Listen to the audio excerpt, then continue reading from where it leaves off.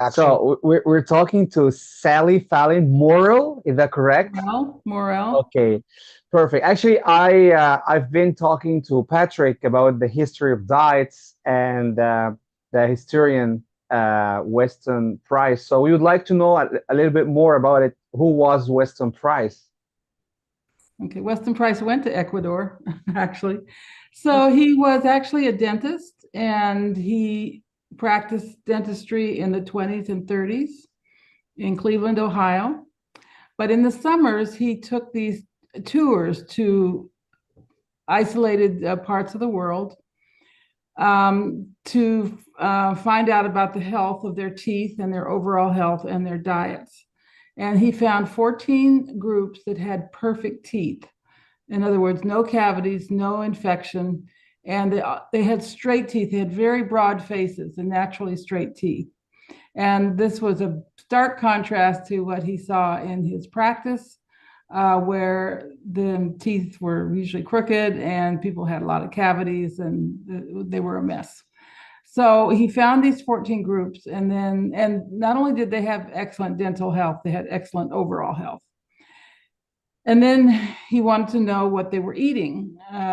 He wanted to know what kind of diet supported this perfect health. And so he wrote it up in a book called Nutrition and Physical Degeneration.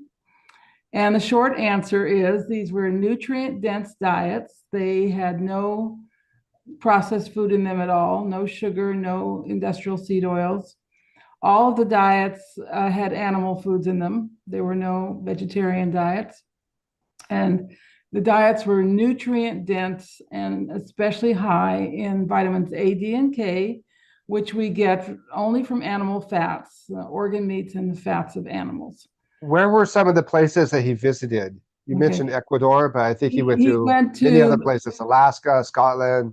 yeah, he went to Switzerland, a remote valley in Switzerland. He went to the Outer Hebrides off the coast of Scotland. He went to Alaska. He went to Africa. He went to South America and the South Seas, New Zealand and Australia. Okay, did he go to Egypt, where I'm No, from? is that where you're from? Yeah, exactly. So Unfortunately, okay, not. Yeah. But he did look at some Arab cultures in North Africa. And again, he found the same thing. The cultures eating the animal foods, and always they ate the liver of the animal, the organ meats. Usually they ate the blood. They used the butter. He was very impressed with uh, the ghee that they were carrying in big jars. And Yeah, and here in Ecuador, it's hard to find saturated fats to cook in. Our two alternatives to cooking oil are ghee and the pig lard, which is a residue from when they cook it up. But what do you think about cooking oil? well, first of all, let me say pig lard is a great fat. It's great to cook in. That's what I cook in. And ghee is a wonderful fat. The lard will give you vitamin D, and the ghee will give you vitamin A. So That's called clarified butter, yeah, where you right. take out the water. As a And you disclaimer, take out he the milk doesn't eat any solids. pig. He doesn't eat any pig, so we want to say that we're not promoting pig because he's from Egypt. But also at your foundation, because you have the Weston Price Foundation, where you promote the work of Weston Price, you formulated his discoveries into 11 principles. Right. Is that correct? Do you Yeah, want but to? first, let me just go back to what you said about the cooking oils. Okay. These oils have taken over the whole world. They're everywhere now. They're in communist countries. You get Kentucky Fried Chickens in Russia. These oils are we call them industrial seed oils. They're not vegetable oils. They're made out of seeds with a very intense manufacturing process.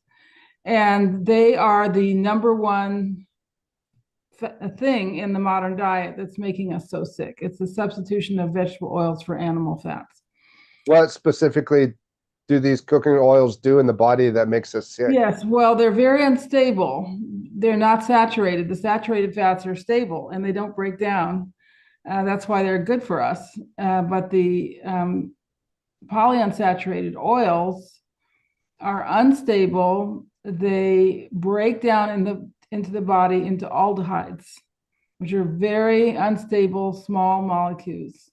And one example of an aldehyde is formaldehyde, which is what they pickle bodies with when they've died. And it's interesting that the undertakers now tell us they don't need as much formaldehyde to preserve the bodies because they're already partially pickled by eating the industrial seed oils.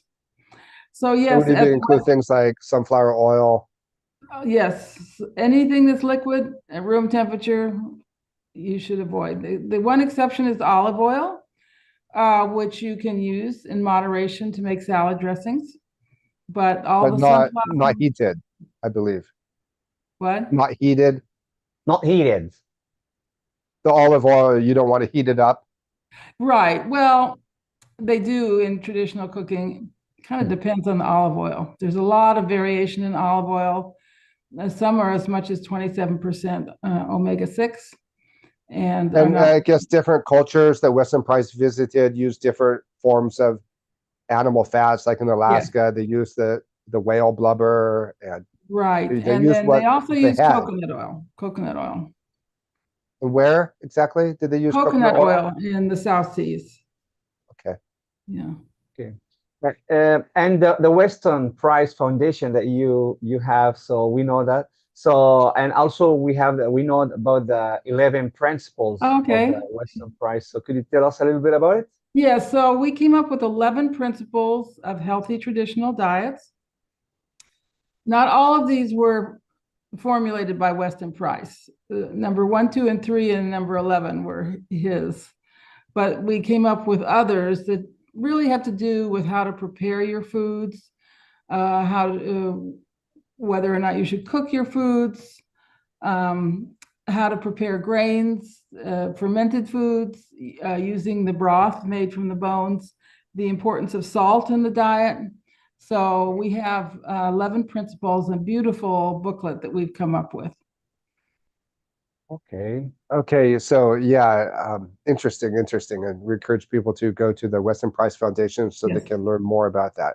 Exactly. How about your book? What? Oh yeah, your cookbook. Oh, my cookbook is Nourishing Traditions. It has been translated into Spanish, so you can look for it in Spanish. And I believe it's published in South America, not in Spain. It's printed in South America, I think so. And we're getting close to 1 million copies. It's been a steady seller. And then I also have a book on baby and child care, and I have a cookbook for children. Interesting. So, yeah. And we want to ask you what diet is optimal for a baby and for infant development and for the mother who's pregnant. What kind of foods would you recommend for baby and for mother?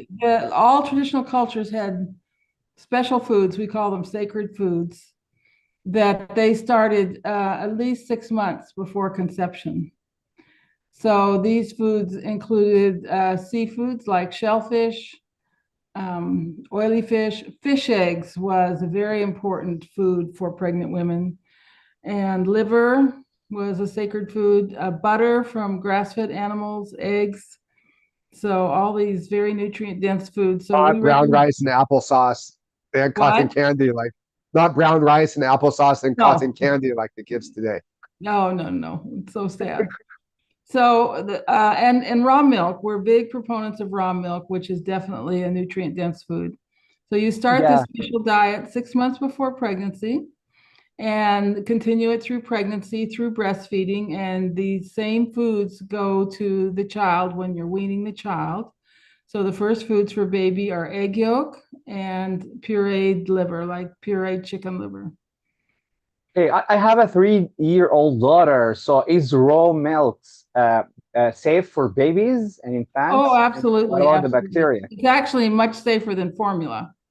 There have been a lot of deaths from infant formula. It's never sterile.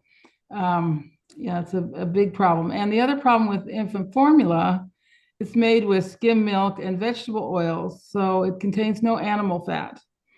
And the animal fat provides the baby with cholesterol, and babies cannot make cholesterol. So they need to get it from their milk. Mother's milk is very rich in cholesterol and has special enzymes to assure 100% assimilation of the cholesterol. What about the bacteria? Sorry, what about the bacteria from raw milk? When the baby's born, are you saying start them out with raw milk? Well, I'm saying start them out with breast milk, which is raw milk. Right. And like by the way, when you test breast milk, it's full of pathogens. So, clean raw milk from another animal is, in a way, it's almost safer, but I'm not suggesting it unless the mother is having trouble breastfeeding. And then obviously the next best thing is raw milk from another species. It's not formula. And by the way, if you buy formula, milk replacer for animals, the third ingredient is animal fat. Because vets know that for the animals to be healthy, they need animal fat. And after all, animal fat is in all. So like at about 7 or 8 months, like about 7 or 8 months, the baby could start drinking raw cow's milk? Well, we've had moms who couldn't breastfeed who started on day 1 with raw breast milk. The babies did very well. So I love raw milk, and it's a lot cheaper in Ecuador than it is in the United States, and it's so delicious. And I understand that it has all the enzymes and vitamins necessary for your body to digest it. I think raw milk is great. Well, it's wonderful for growing children. It's way cheaper than the prepared milk as well here in Ecuador. Really? Like by 20 cents, maybe 15 cents a liter. Yeah. All right. And we hear so much today about these different fad diets. I have a friend who's a vegetarian. Some people go even further and they're vegans. What do you think about these kinds of diets? I know vegetarians will often substitute animal proteins with soy. Is this a good idea? No. Well, first of all, there were no vegan or vegetarian diets in traditional cultures. They all ate animal food, and they all went to a lot of risk and effort to obtain the animal foods. And all the sacred foods for having healthy babies were animal foods. So we do not recommend vegan, vegetarian diet, especially during your child producing years. It's really child abuse not to give the child the food that it needs.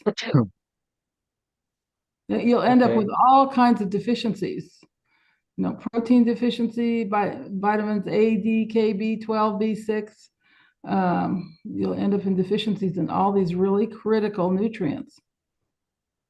And normally vegetarians will substitute animal proteins with soy. So there's 3 problems with soy. One is it's extremely hard to digest. Very hard for that baby to digest. 2, it causes thyroid problems. So depressed thyroid function. You don't want your baby to start out on this garbage. And 3, it's loaded with plant types of estrogens.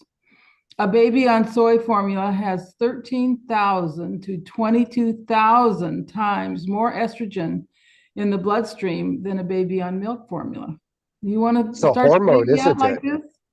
And wow. Boy babies make as much testosterone as a grown man for 6 months.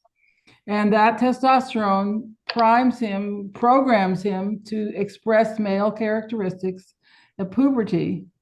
And if you give that baby soy formula, that's going to depress that male programming in the boy baby. Interesting. And how about adults?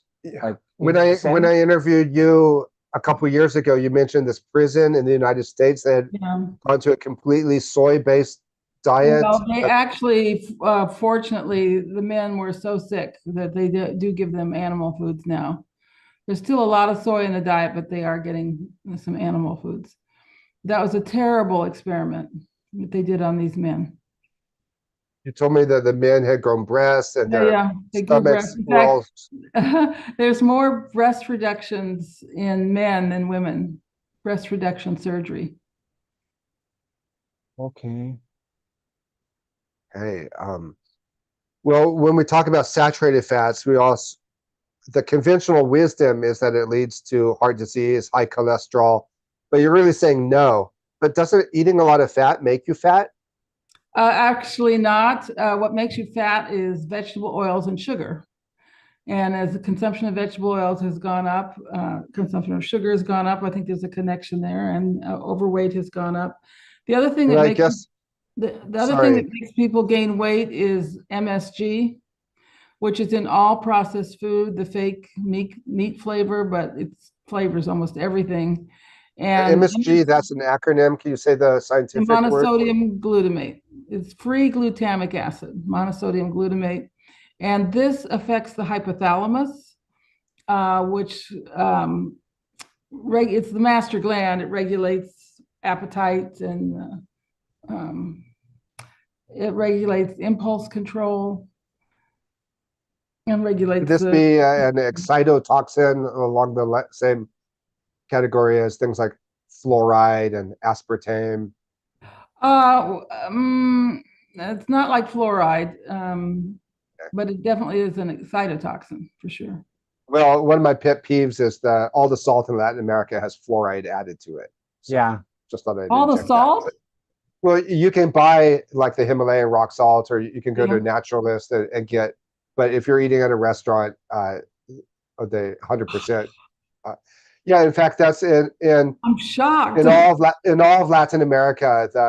The conventional salt has fluoride in it. There's Well, that's to keep the documented. people docile. They've discovered fluoride. The Russians were using it to keep their zoo animals docile. Wow. Yeah. Yeah, And that's the real reason it's put into the water. But I had no idea it was being put into the salt. That's terrible. yes, it says it on the label. But I'm cool because I prepare all my own food. Yeah, well, you have to. You have to. Yeah. Exactly. Can you give us some other examples of animal fats that would be incorporated into a traditional diet? Well, they always hunted fat animals. So if they were hunting buffalo, they would want a fat animal. The buffalo had a buildup of fat on the back, could weigh 50 pounds. That's what they wanted. And the Eskimo had the seal oil, which is very high in vitamin A, and they used it In Alaska? yes, in Alaska. Used it for everything. In the European countries, used butter, of course, lard for cooking, and beef tallow for cooking. And beef tallow is the best fat for frying. It's very stable. And that's what we used to use. All the McDonald's French fries were done in beef tallow. And in 1984, they switched to vegetable oils. I'm sorry, what year? 1984. Okay. 1984. And they said, well, that's so you don't have cholesterol. I mean, this is just so ridiculous. The whole cholesterol thing is bogus, and nobody needs to lower their cholesterol. Your cholesterol is the level that your body wants it. If you're under a lot of stress, you make stress hormones out of cholesterol, and your body makes more cholesterol. If you're pregnant, you need to make more estrogen, and your body makes more cholesterol, so you can make estrogen. It's just it's just a complete shambles. It's not true. And the one thing we don't need to be worried about today is our cholesterol. Okay. And finally, could you please tell us a little bit more about the book, The Contagion Myth, that you wrote with Dr. Tom? We understand that you say viruses don't make you sick. So viruses don't exist. They don't exist. Okay. They've never found a virus. They've never isolated a virus from the blood or the spit or the urine or any fluid in an animal or in a human being.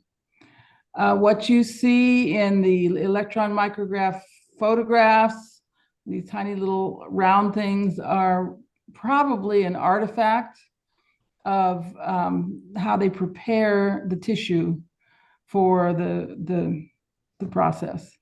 But you're talking about the test tube experiments, the culture, what's called culturing a virus. Well, they don't isolate this virus, which is what they should do. They culture it, and they put it the sample in some cells, kidney cells, and then they give the cells antibiotics, which are toxic to the kidneys, and all sorts of other goop. And then when the cells break down, they say, see, that's the virus doing that. With no control experiment? And there's no control. They get the same result if they're not adding the sample from the fluids. So why do people get sick? If viruses don't cause disease, how can we explain symptoms? I think I have a pretty good idea, but we want you to tell the folks. 3 things make us sick: toxins, malnutrition, and injury. And by injury, I also include birth defects and things like that. That's what makes us sick. And once you dig into it, you can find a reason for every illness. And I've done this for a number of them. I've written a big article on TB and what causes TB. And it's not a virus, it's not a bacteria. And let me just say, tuberculosis. I'm not denying the existence of bacteria. We can see the bacteria. But just because you see bacteria in a sick person doesn't mean the bacteria made the person sick. The bacteria act as a cleanup crew. They, clean up dead tissue, and they appear, for example, in studies on vitamin A deficiency, the tissues start to break down, and that's when the bacteria appear, the infection, but it's really just the cleanup crew. And that's when the inflammation comes. Yeah. In that article, I think the inflammation is the body's strategy for coping with the breakdown of tissue. In that article about TB, I think you were talking about Robert Koch and how actually the TB bacteria is associated with iron toxicity. Is that correct? What I'm arguing is that he never proved that this was caused by a bacteria. Something kind of looking like a bacteria was present in TB, but it's also present in people who don't have TB. So according to this model, how would we treat somebody who has tuberculosis? Okay, well, TB is identical to a disease called siderosis, which is iron toxicity. And in the days when TB was so prevalent, people had cast iron stoves. They were burning coal, which is high in iron. There were, steam engines, industrial revolution, a lot of exposure to iron fumes. So one of the ways they treated it at the time very successfully was raw milk, because raw milk contains lactoferrin, which gets rid of the iron. So, and they had them sit in the sun, there's your vitamin D. They gave them cod liver oil, there's your vitamin A. I mean, they knew how to treat it. But people would go to mountains in the summer and breathe the air and the sunlight and get their cod liver oil and their raw milk. And then they would go home in the winter, and they all had cast iron stoves, heating their houses, and they were cooking in. And that was releasing iron fumes all the time. So it's really only when we started to substitute stainless steel for cast iron that it gradually declined. Now, TB is still the #1 killer in the world, but usually in third world countries, not in the States. We want to thank you so much, Sally Fallon Morell, for being with us today. I'm so glad that we could finally do this, and we encourage everybody to go check out this wonderful information at your home page. WestonAprice.org. And then we have a website on milk. It's realmilk.com. And my own website is nourishingtraditions.com. Okay, thank you so much. Thank you. Thank you so much.